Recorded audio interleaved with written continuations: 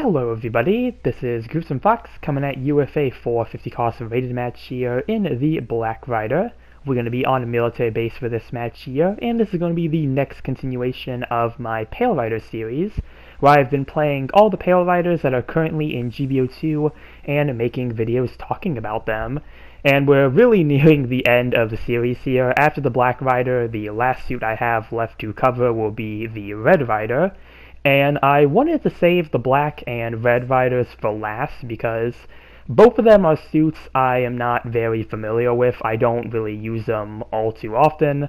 They're not like go-to picks for me or anything, so I did want to save them for last, and I do also want to look at them a bit differently.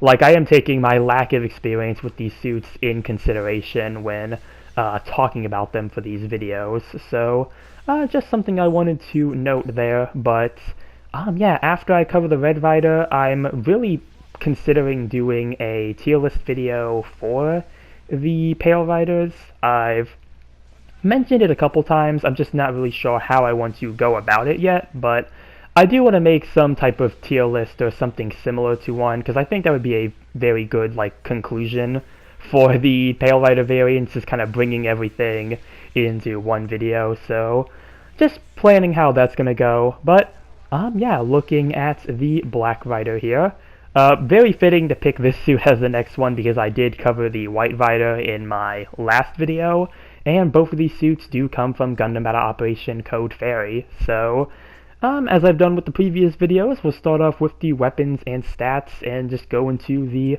overall discussion.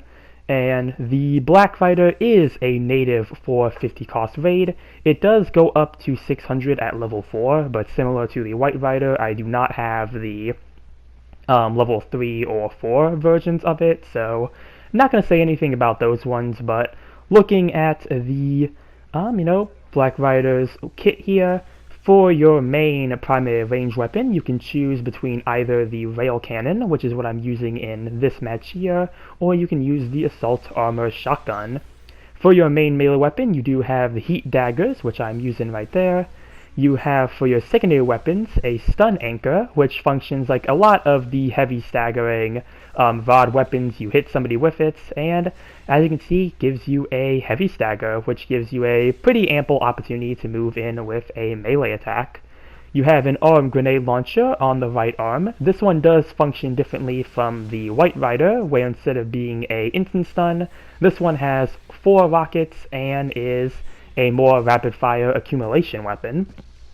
You do have the active camo, which is like the main gimmick here for the Black Rider. Using active camo, it does make your suit go, for the most part, invisible. You will still have dust trails around you that are picked up to make the suit somewhat visible, but yeah, while you are using active camo, you are basically invisible, and you do have to keep active camo on, that has to be a selected weapon while you are using it.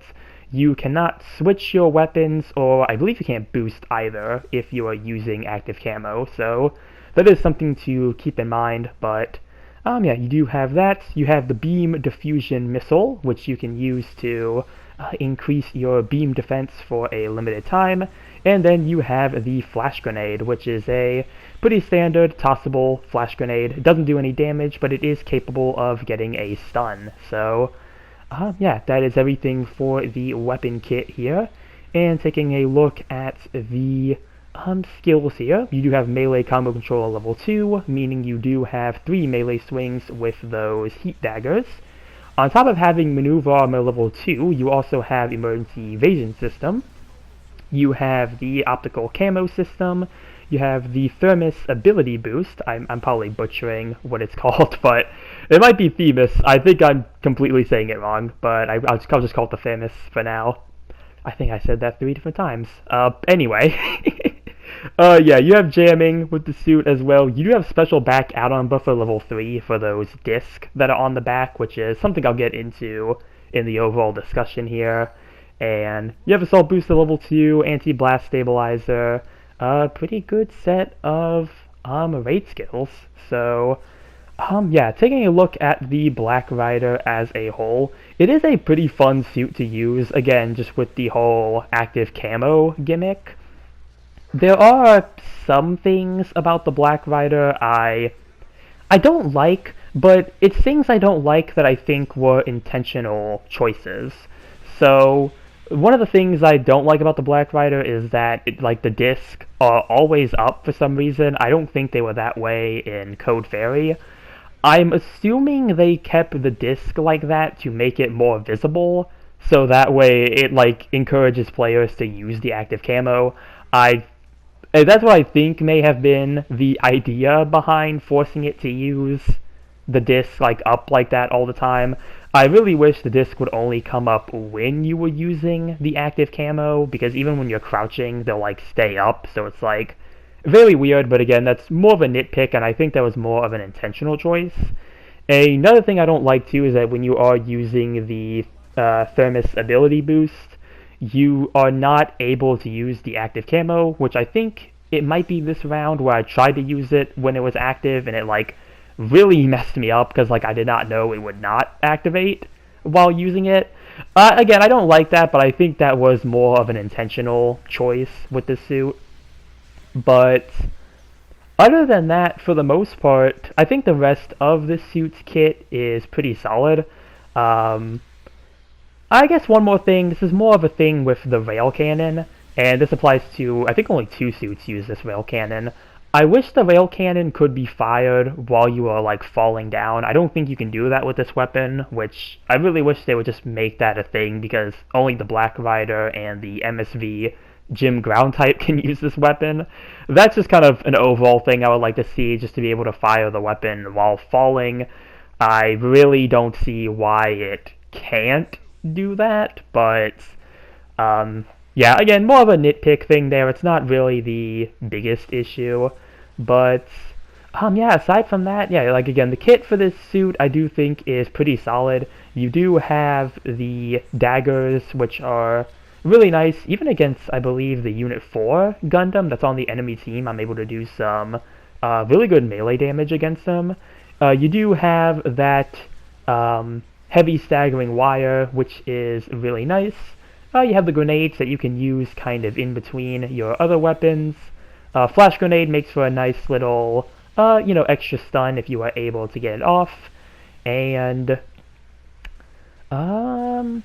with the skills too, you got jamming, you have maneuver armor and a dodge roll, so I think that's both really nice. So I think overall the Black Rider does have some very promising aspects for the most part. As I mentioned at the beginning of the video though, it's just not really the type of suit that like I play all too often. I don't really play a whole lot of like stealth raids. It's not like my go-to raid type to play. So for me, on a more personal level, Black Rider is just not my preferred suit, but again, it does seem to have some really neat things going for it. And real quick, let's take a look at the score here. Top individual, and first place with 5 kills and 4 loss. And I did not realize when I finished this match that the that the Engage Zero's beam rifle was way up in my business there, but yeah, that's gonna do it for the match there with the Black Rider. Again, just kind of taking a different approach when talking about them for this, and it's going to be the same case with the Red Rider as well. I don't really play the Red Rider all too often. I started playing it more for the series here, and that's why I don't really have anything like too intense to say about the Black Rider. I think, again, most of what I complained about is really more nitpicking, and I think it was more like intentional decisions on the developer's part for this suit, so not really going to hold that too much against them. But just as I said, Black Rider has a few things I would like to see, but for the most part, I think it has some really cool aspects going for it, and just really a very interesting gimmick with the active camo skill. So yeah, that's everything I have for this video here. Comment down below what you think about the Black Rider. Remember to like and subscribe if you enjoyed the video, and with that, I will see you all in the next one. Later.